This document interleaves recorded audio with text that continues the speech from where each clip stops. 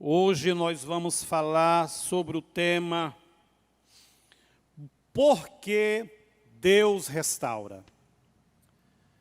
Você já parou para se perguntar? Essa é uma expressão muito usada no meio da igreja. Deus é Deus de restauração. Com certeza você já ouviu essa palavra. Deus é um Deus de cura, de restauração, de reavivamento, que em suma é a mesma coisa. É trabalhar para melhorar o ser humano ou transformar o ser humano. Abra sua Bíblia aí no livro de Êxodo, capítulo 31. Aliás, é capítulo 31, segundo livro da Bíblia, que é Êxodo, capítulo 31. Primeiro é Gênesis, depois o livro de Êxodo. Capítulo 31, a partir do verso 1.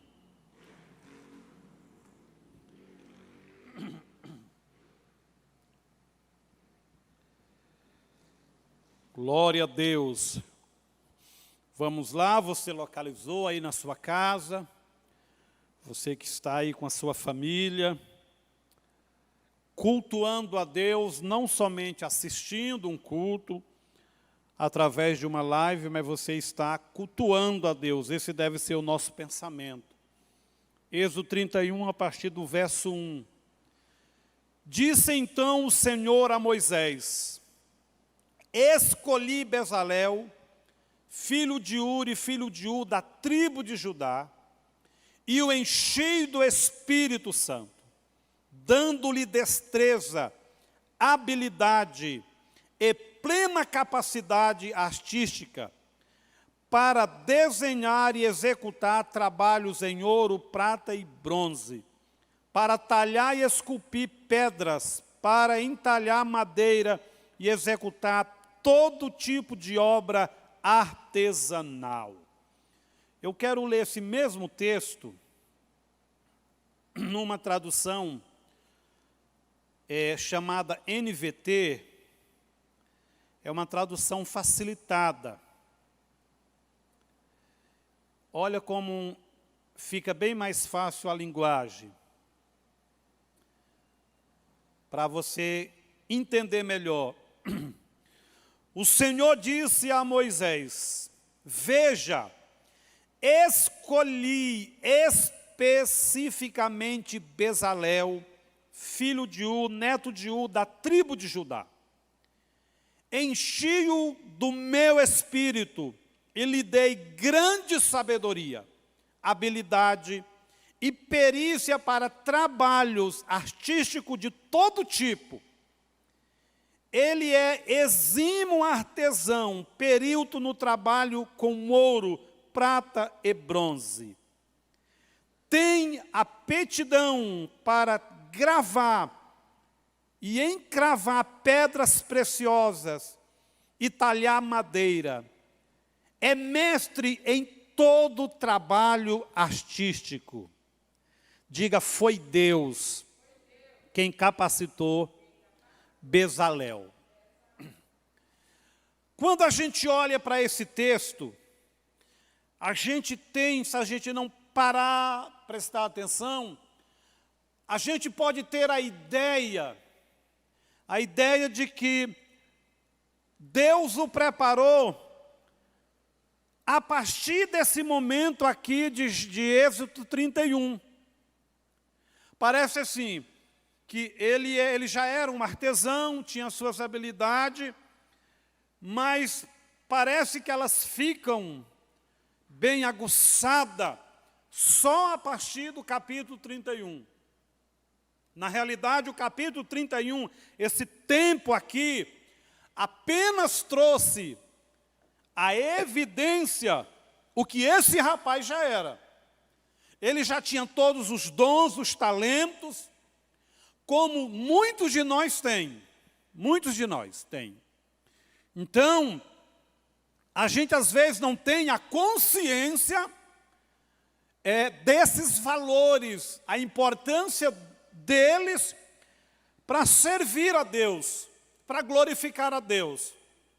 Por exemplo, alguém pode, desde criança, isso é comum às crianças, elas são influenciadas pelos que elas veem, pelo que ouvem, ela dizer, eu quero ser um bombeiro, eu quero ser um médico, um advogado.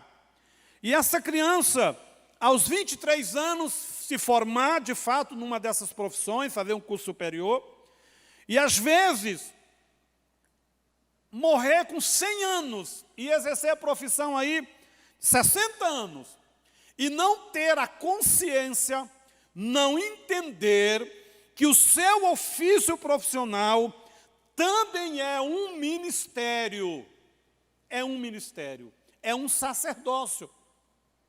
Então, para quem vive assim, levantar cedo e ir para o local de exercer a sua profissão, por muitos momentos pode ser um fardo. Dependendo da sua energia física e emocional, isso pode ser um drama, um desgaste, um fardo.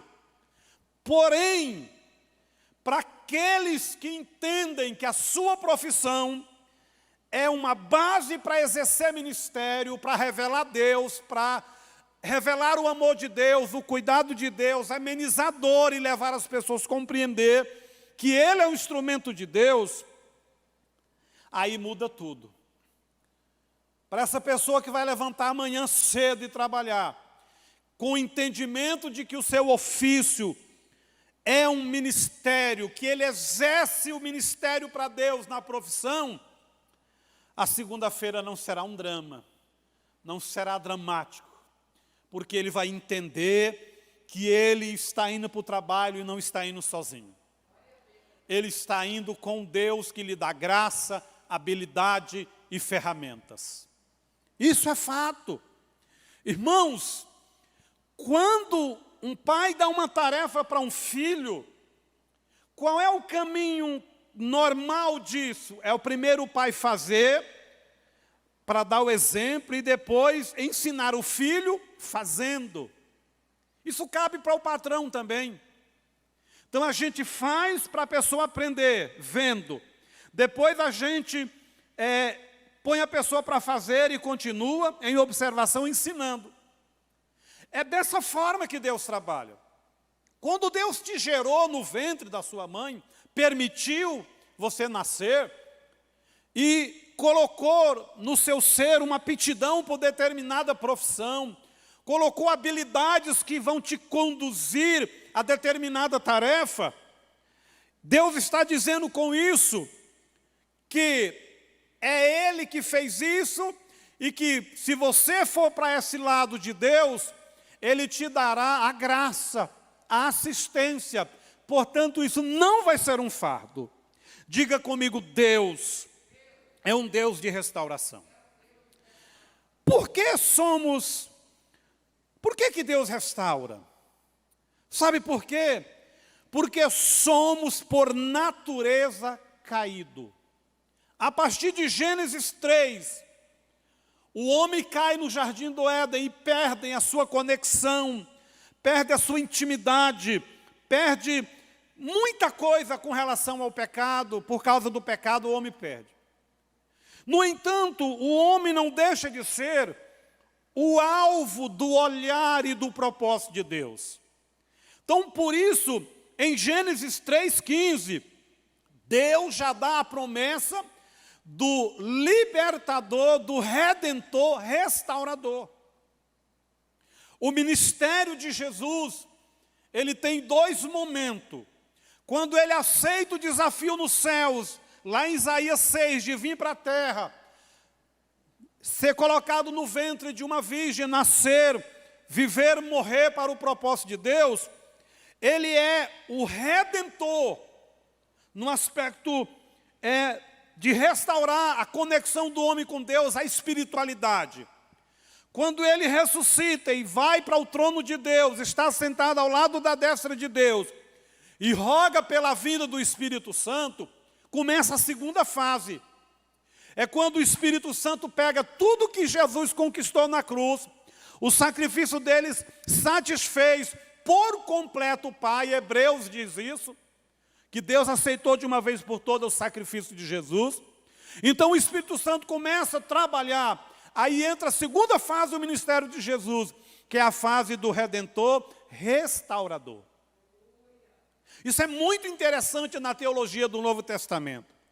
Então, até o dia que ele ressuscitou, ele era o Redentor. Ele conquistou o direito de redimir, de perdoar. Mas na prática isso começa com a vinda do Espírito Santo de Deus. Por isso que a mensagem dos primeiros dias da igreja, e até hoje deve ser, qual é a mensagem? Arrependei-vos, porque é chegado o reino de Deus. Então, o Espírito Santo faz com que as pessoas experimentem o Redentor, ter a consciência que alguém pagou o preço, que a dívida já foi paga, você só tem que aceitar esse Redentor. E ele também faz a obra prática, o Redentor que te restaura. Restaura físico, emocional, espiritual e restaura tudo que está em torno da nossa vida, trabalho, empresa, emprego, tudo, filho. Por quê? Porque tudo isso está ligado à nossa vida. Isso é exemplificado com a unção do tabernáculo. Deus disse para o povo, antes de começar qualquer atividade no tabernáculo, deveria ungir tudo no tabernáculo, absolutamente tudo. O que é que a palavra está nos revelando?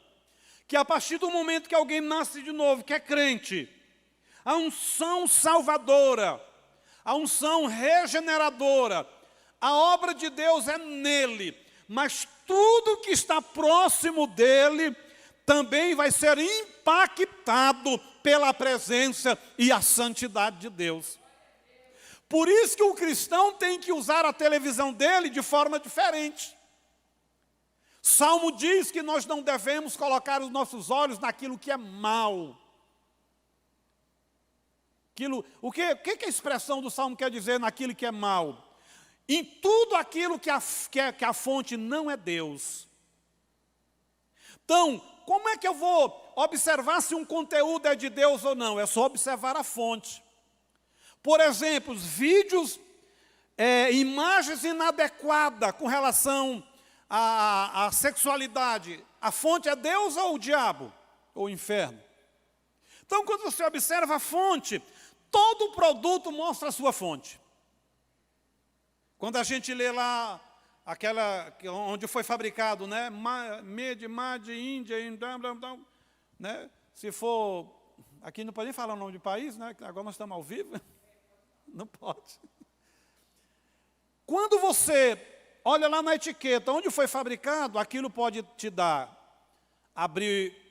segurança, aquilo tomar uma visão de crédito ou de descrédito. Ih, foi fabricado... Então, queridos, observa a fonte, porque eu posso até ter me convertido ontem, até ontem estar usando o meu celular, a rede social, a internet, a televisão, de forma inadequada. Mas agora eu fui redimido, eu experimentei a presença de Deus. Então, tudo na minha casa precisa ser o quê? Também sofrer o impacto da santidade, da redenção.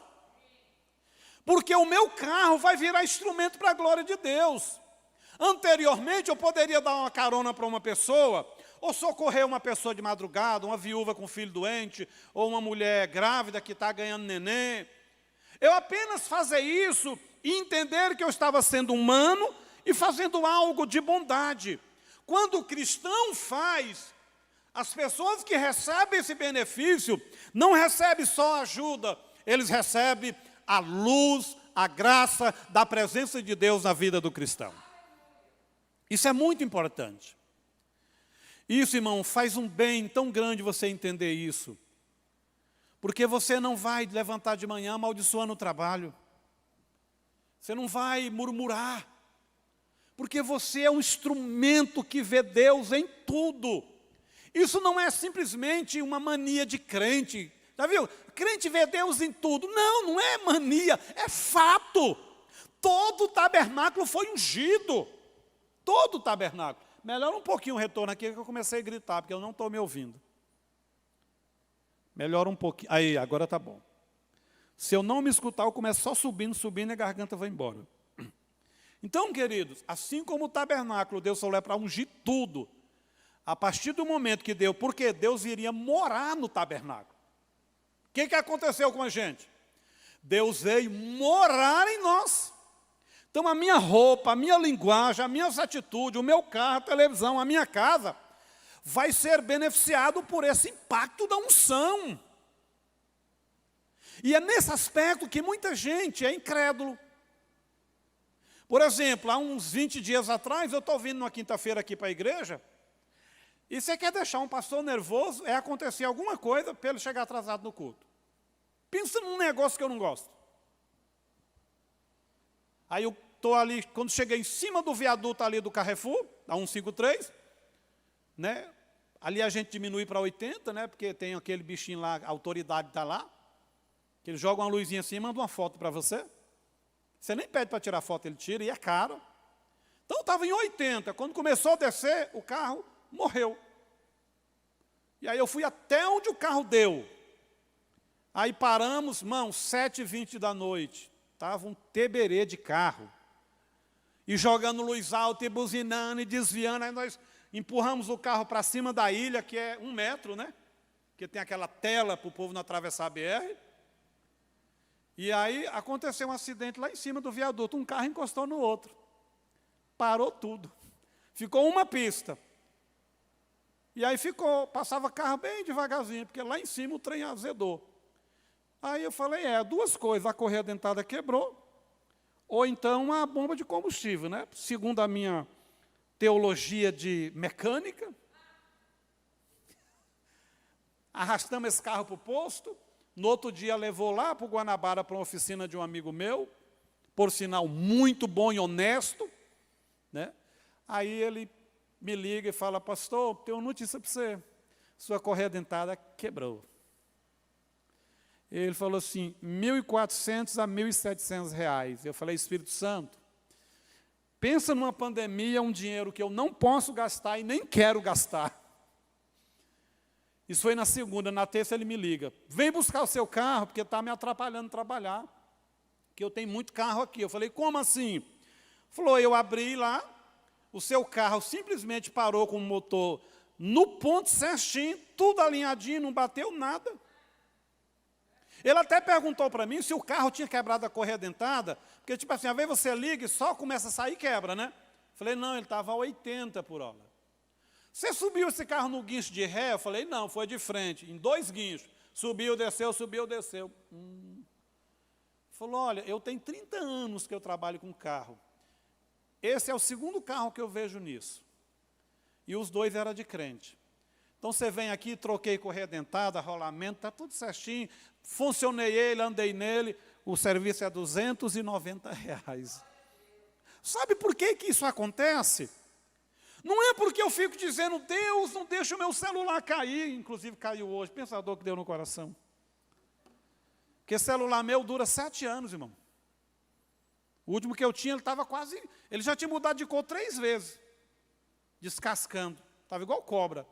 E funciona perfeito. Está até hoje lá em casa, funciona. Aí, não é porque eu fico, Deus não deixa esse carro quebrar aquela neura, não. É porque esse carro é a extensão da minha vida e da minha família. Ele é a extensão do reino de Deus. Porque ele faz parte do tabernáculo da minha vida. Deus também mora nesse carro, na minha casa, no sofá, Deus está lá. Diga comigo, por que Deus restaura?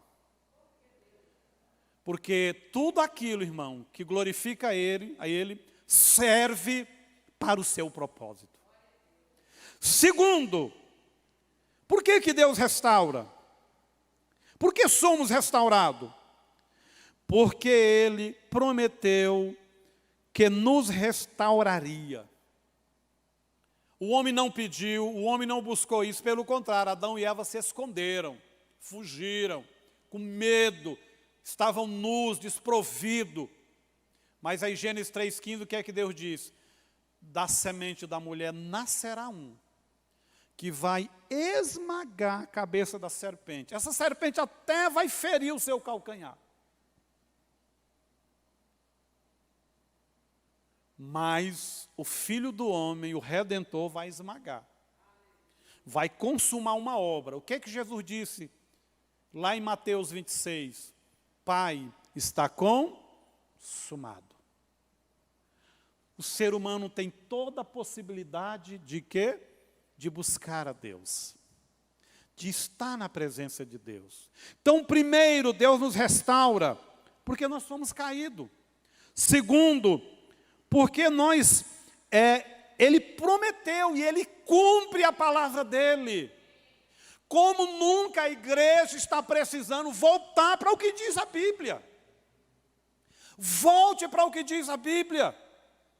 Quem aqui assistiu o vídeo que eu mandei sobre os efeitos da palavra no cérebro humano? Quem viu? Irmão, se você não viu, vai lá no grupo então, pelo amor de Deus, e vê aquele vídeo.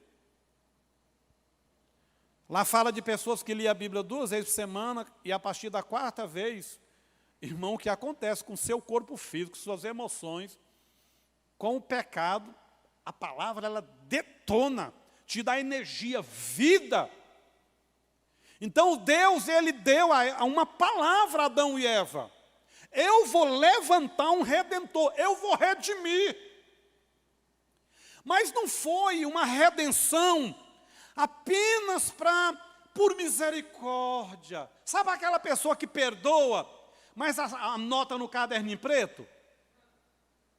Cadernetinha preta? Perdoa, mas a pessoa fica uma eterna dívida de gratidão com ele. Engraçado, irmão, o seguinte, quando um homem adultera, a mulher fica com raiva, joga a panela nele, aí o pastor vai lá, aí ela perdoa, beija, chora e esquece. Agora, deixa uma mulher adulterar. O macho se acha no direito. Não, você errou, e fica meses, e arrasta.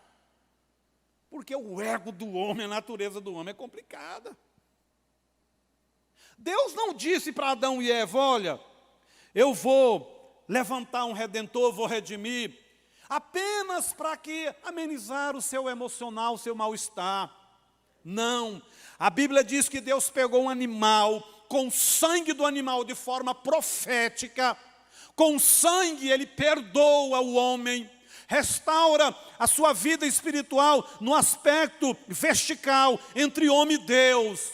Com a pele do animal, Ele reveste o homem, para que o homem tenha autoridade na horizontal, diante dos homens e dos demônios.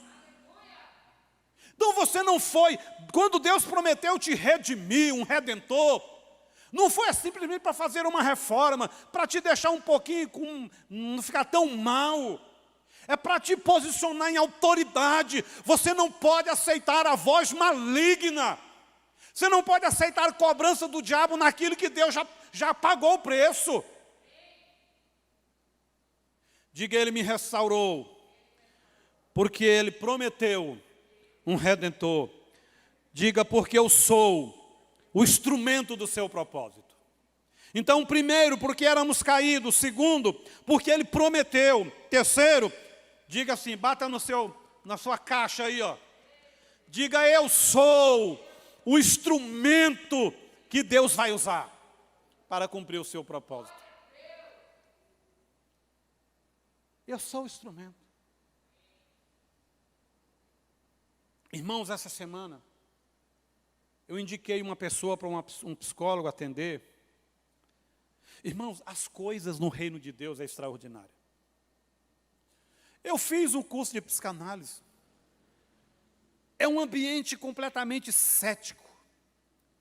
Mas com o conhecimento que eu tenho da Bíblia, quantas vezes eu tive aula com um juiz federal, eu tive aula com um advogado que era psicanalista, com professores da PUC. Quantas vezes aqueles homens, sem saber, abriram a boca e foram instrumento de revelação para a minha vida. Um dia eu contei um sonho para um professor meu na terapia, no divã. Irmão, pensa num divã bom para você dormir. Aquela camona preta, musiquinha de fundo, meia luz. A gente fica zen. Valia a pena pagar os 50 minutos de terapia. Porque você ou ia ser curado emocionalmente, ou pelo menos ia dormir numa cama boa. E na época a minha cama não era boa, a de casa. Estava na época de vacas magras, né? Quem aqui já dormiu na cama feita de palha daquela do arroz, da palha do arroz? Tem alguém que dormiu? Comprava um panão chitão, forrava assim, aí vestia. Aquele era o colchão nosso. A cama era feita de vara. Pegava as forquilhas, né? À noite você mexia, a palha fazia assim. Então, e eu contei um sonho para o psicanalista. Irmão, de repente ele falou assim, será? Sabe porque ele profeta, quando assim, assim diz o Senhor e levanta o dedo? Será? Se isso aí não é assim, assim, assim, assim. Falei, só falta ele orar em língua. Porque é igualzinho eu vi o Espírito Santo usar pessoas. Eu te pergunto, ele sabia? Ele tinha consciência? Não, mas era Deus. Eu indiquei um rapaz para um psicólogo. Conversei com o psicólogo por telefone. Quando o rapaz entrou na sala, Deus deu uma visão para o psicólogo. Falou para o psicólogo os 3 pilares que aquele homem precisava ser tratado. Uma visão. Ele viu e Deus falou com ele. Diga, Deus quer me curar, quer me restaurar, porque eu sou instrumento do propósito dele. Eu sou instrumento. Talvez você pense, pastor, ser instrumento de Deus é pregar igual o senhor está pregando aí? Também.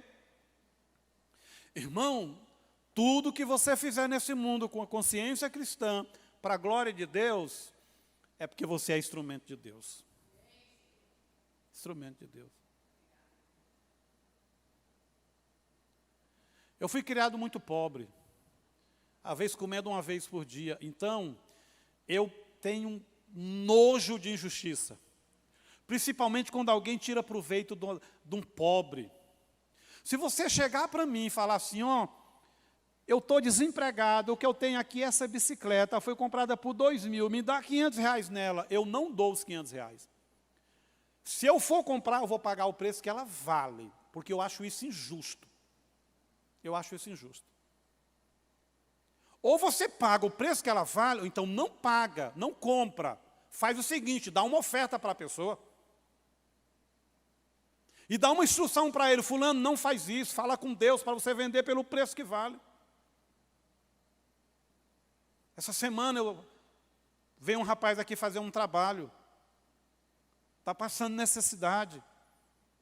Feio, irmão, trabalhou aí 10 horas batendo numa laje. Chegou em casa estrupiado de tanto trabalhar, igual um cavalo. Porque ele está desempregado, não tem serviço, o cara deu R$50 para ele. Irmão, na hora me subiu o sangue assim quando ele me contou essa história. Aí ele falou, pastor, aí amanheceu quinta-feira, e minha mulher falou, velho, nós temos que pagar a cesta básica que comprou ali no mercadinho, o homem está cobrando. Comprou a cesta básica, irmão. O que é uma cesta básica? É o básico dos básicos. Não tem leite, não tem carne, não tem verdura. É o básico dos básicos. Comprar a cesta básica fiado. Ele disse, falou para mim, pastor, eu sentei de frente à minha velha e falei para ela, minha velha, não preocupa não. Isso era na quinta, tardezinha. Porque Deus vai enviar um filho dele e vai me dar um serviço amanhã. Eu creio, Deus não desampara. À noite, lá para as 10 da noite, eu liguei para ele.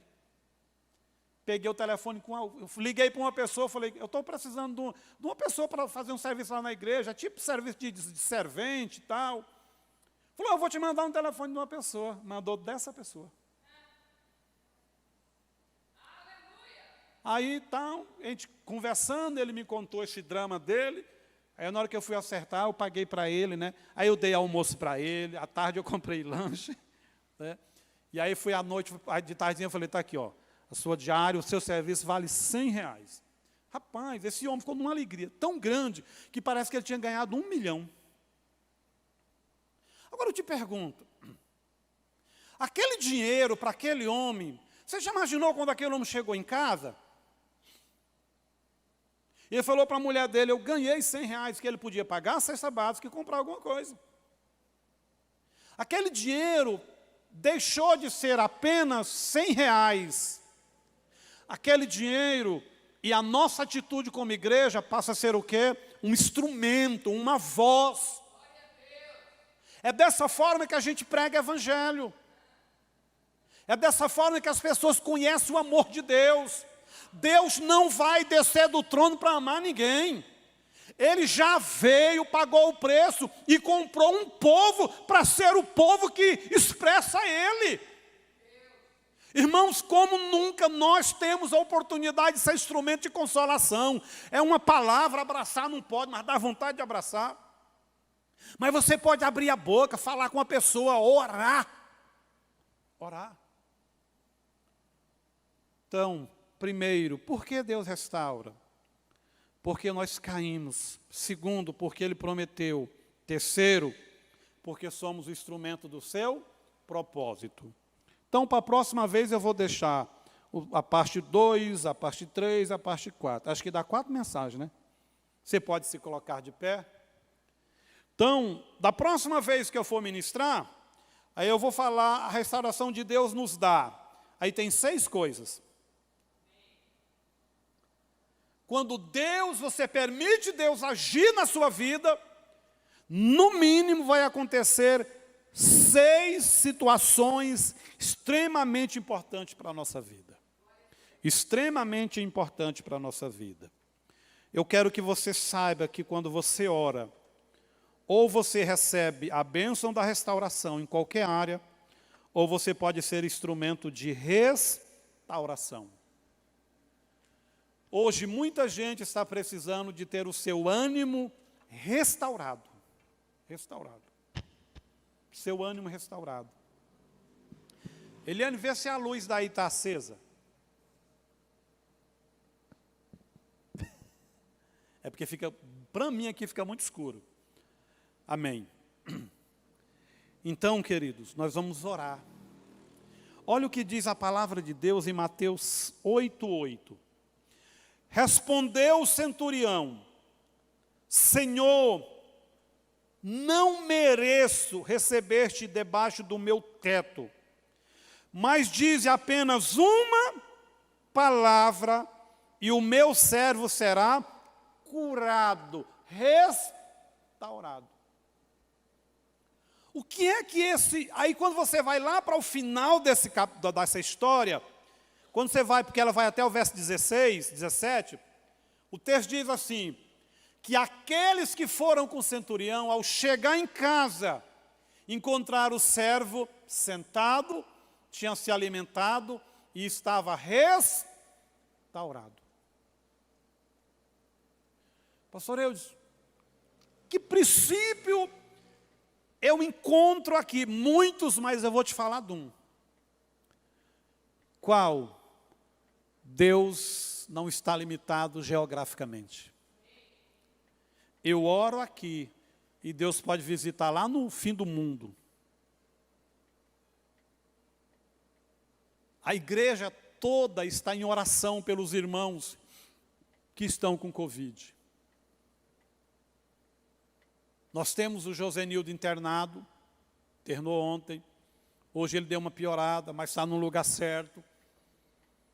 Vai equilibrar aí. Pastor João Soares continua internado. Melhorou bem.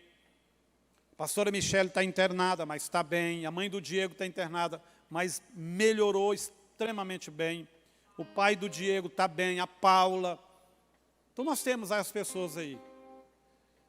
Por quê, irmãos? Que eu convido você para orar por essas pessoas. Eu não posso ir lá colocar as mãos e ungir com óleo. Mas o texto aqui diz, o centurião estava muito longe do seu criado. E o centurião entendeu que a autoridade está no nome de Jesus. E ele disse, se o Senhor liberar uma palavra aí, Lucas diz o seguinte desse texto, que quando chegaram em casa, perguntaram para o criado, que hora você levantou? Lucas é um evangelho mais cheio de detalhes. Afinal de contas, o cara tinha um curso superior, ele ficava muito curioso e pesquisava muito, né? Mateus entendia de dinheiro, era coletor de impostos, de números.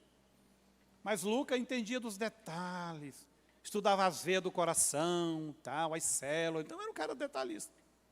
Lucas diz assim, que eles, ao consultar o moço, viram que era a mesma hora que Jesus liberou a palavra. Pastor, se eu liberar a palavra agora, vai acontecer? Eu não sei. Mas eu sei de uma coisa. A minha parte é liberar. A parte de Deus é fazer. Na hora dele, da forma dele. Eu não tenho que cobrar de Deus, porque, quando?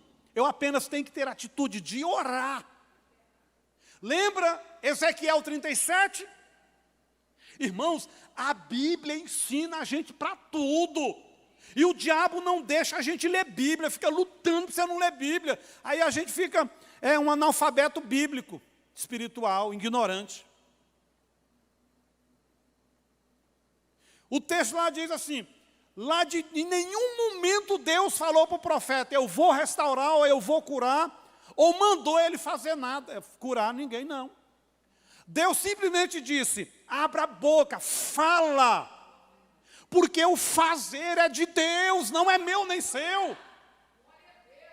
Irmão, e Deus, ele tem uma especialidade. Quanto mais você esforça para fazer, quanto mais você passa na frente dele, mais ele cruza os braços. Dependa de Deus, descansa. Senão você vai ficar igual os discípulos. Lá em Mateus 8. Lutaram para controlar o barco de tudo quanto é jeito. Eles conseguiram? De forma nenhuma. Até que eles reconheceram que o que eles eram era bom, eles tinham conhecimento, habilidade, mas precisava estar em quem? Na dependência de Deus. Aí Jesus levanta e fala assim, vento, ei, quem está falando aqui é o segundo Adão, o Adão do Espírito, te dou uma ordem, pode parar, água, cessa. A Bíblia diz o que? E veio grande bonança. Diga, Deus tem bonança para a minha vida. Diga, Deus tem bonança para os irmãos que estão enfrentando luta com essa doença. Vamos orar. Quero convidar os que estão aqui, você que está em casa. Vamos clamar por nós mesmos, pela nossa casa e pelos que estão internados. Irmãos, nós somos o instrumento da intercessão. O centurião apenas saiu de casa e foi a Jesus. Ele foi o instrumento. Mas quem fez a obra foi o Espírito Santo de Deus. Feche seus olhos. Pai, nesta noite, nós estamos, Senhor, aqui nos colocando diante do Senhor, na posição de intercessor, meu Deus. Nós queremos colocar, Senhor, as famílias dessa igreja que tem algum parente, ó Deus, passando por essa questão da saúde. Pai, no nome de Jesus, assim como as tuas mãos foi à casa do centurião, assim como o Senhor manifestou lá, Senhor, entra nessa UTI, entra nessa enfermaria. Senhor, nesta noite a tua igreja clama, vai de encontro aos teus filhos, às tuas filhas, e os tira, Pai, do hospital, Senhor, do oxigênio, da máscara, da UTI, e os leva para casa, Senhor, curado, liberto, abençoados, restaurado, Pai. Em nome de Jesus, clamamos pela intervenção dos céus, clamamos pelo milagre dos céus. Deus, ajuda aqueles que estão em casa preocupados com seus parentes no hospital. Fortaleça-os fisicamente, emocional e espiritual.